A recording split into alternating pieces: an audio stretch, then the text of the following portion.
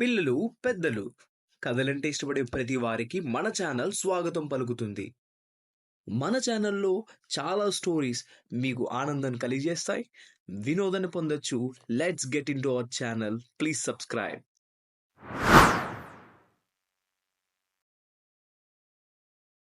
ఈరోజు మన కథ అత్యాస ప్రమాదం. అనగనగా రామాపురం అనే ఊరు. రామాపురం జమీందారు చాలా మంచివాడు. ప్రజలకు ఆయనంటే అభిమానం కూడా ఎక్కువే. అదే ఊళ్ళో చంద్రయ్య అనే నోటు దురుసు మనిషి ఒకడు ఉన్నాడు. తాగాడంటే వాడు నోటుకొచ్చింది వాగుతూ అందరినీ కూడగలుపుకొని గొప్పలు చెప్పుకొని ఆనందించేవాడు. మాటలు కోటలు దాటుతాయనే తెలుగు సామెత ఒకటుంది. అలాగే ఒకనాడు చంద్రయ్య, నాకే గనక జమీందారుకున్నంత భూమి ఉంటే చూసుకో, నా సామిరంగా అదరగొట్టేస్తాను, ఒక్కొక్కరికి కూలి రెట్టింపు చేస్తా అంటూ కల్లుపాక దగ్గర ఇష్టం వచ్చినట్లు మాట్లాడాడు. ఈ మాటలు జమీందారు గారికి తెలిసాయి. వెంటనే జమీందారు మరనాడు ఉదయం చంద్రయ్యకు కబురు చేశాడు.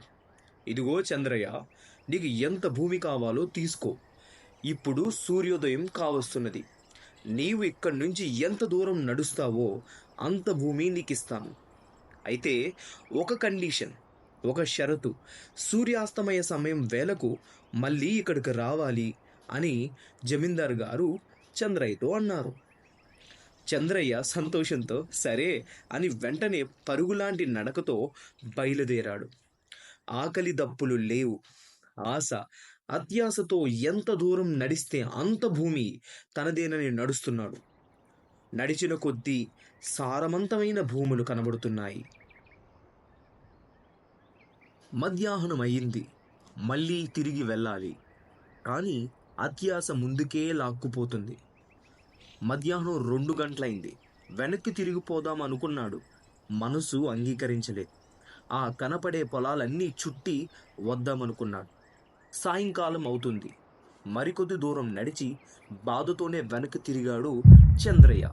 నెమ్మదిగా నడుస్తూ కాళ్ళు నొప్పి, ఆయాసం, ఆకలి దప్పికలు కాళ్ళు మారం చేస్తున్నాయి. ఆయాసంగా ఉంది.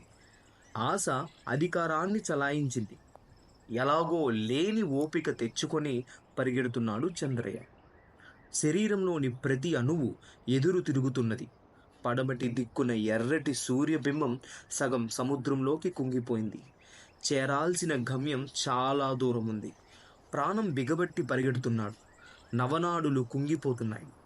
అడుగులు పడుతున్నాయో లేదో గమనించే శక్తి పూర్తిగా కోల్పోయాడు. జమీందారు ఇంకా 10 గజాలు దూరంలో ఉన్నారు. గ్రామ ప్రజలంతా ఆశ్చర్యంతో చూస్తున్నాడు. చంద్రయ్య వస్తాడా అని. సూర్యుడు అస్తమించాడు. ఒక్కసారిగా చంద్రయ్య నేల మీద బోర్లా పడ్డాడు. అంతే, మరి లేవలేదు. ఆశ ఎంత పనైనా చేయిస్తుంది. చివరికి చంద్రయ్య శవానికి 6 అడుగుల నేల సరిపోయింది. ఆశ కావాలి, అత్యాశ వద్దునేస్తామా? If you like the story, please subscribe and support us.